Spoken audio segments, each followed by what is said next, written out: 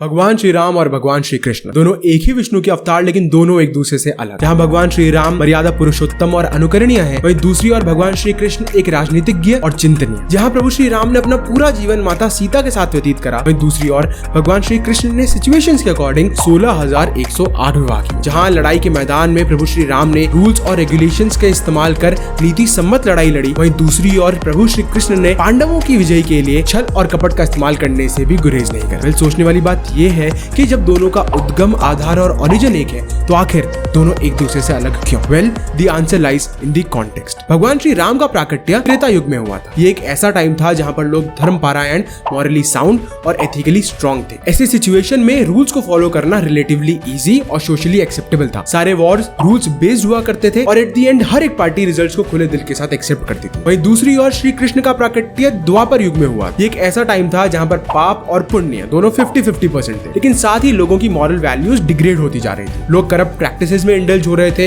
Violence को बढ़ावा दे रहे थे और दूसरी ओर इमोरल एक्टिविटीज में भी घुसे जा रहे थे। इस वजह से भगवान को उस सिचुएशन के अकॉर्डिंगली उनके साथ वैसा ही व्यवहार करना पड़ा। लेकिन अब इस सिचुएशन से हम क्या सीख सकते हैं? Well, the first and the most important lesson is बदलते वक्त के साथ खुद को बदलना बहुत जरूरी होता है। समय के साथ सोसाइटी के प्रिंसिपल्स, मापदंड और रहने सहने के तरीके बदलते रहते हैं। अगर हम हमेशा एक ही टाइप के प्रिंसिपल्स को फॉलो करते रहेंगे तो ना केवल ये हमारे लिए लेकिन पूरी सोसाइटी के लिए खतरनाक हो सकते हैं। आप खुद सोचिए, अगर भगवान श्री कृष्ण भी एक पत्नी व्रत को धारण कर केवल रुक्मिणी जी से विवाह करते तो ना केवल ये उस टाइम के लिए लेकिन आने वाले पूरे फ्यूचर के लिए कैटास्ट्रॉफिक हो सकता है। Lesson number 2 is rules based game उनके साथ खेले जाते हैं जो रूल्स का पालन करने के लिए तैयार हो। प्रभु Shri Ram was able to follow the rules because at that time everybody was following the rules. वहीं दूसरी ओर भगवान श्री कृष्ण का पाला कुछ ऐसे लोगों के साथ पड़ा जिनके लिए रूल्स और रेगुलेशंस का कोई मतलब नहीं था। इस वजह से भगवान को उनके साथ वैसा ही व्यवहार करना पड़ा। And the third and the most important lesson is आपका तरीका चाहे कुछ भी हो, एट द एंड वो धर्म की रक्षा के लिए होना चाहिए। भगवान श्री राम और भगवान श्री कृष्ण दोनों के रास्ते डाइवर्जेंट थे, एक दूसरे से बिल्कुल अलग थे, लेकिन उनका मकसद था एक ऐसी सोसाइटी का निर्माण करना जहाँ पर धर्म की रक्षा और धर्म की विजय हो, क्योंकि धर्म सम्मत सोसाइटी ही लोगों का उद्धार कर सकती है। लेकिन यहाँ पर यह जानना भी जरूरी है कि धर्म का मतलब कोई रिलीजन या कोई मजहब नहीं होता। इसका मतलब होता है मॉरली और एथिकली साउंड सोसाइटी जो एक दूसरे की मदद करने के लिए आगे बढ़े। जब हमारी सोसाइटी एक साथ एक दूसरे के भले के लिए काम करती है,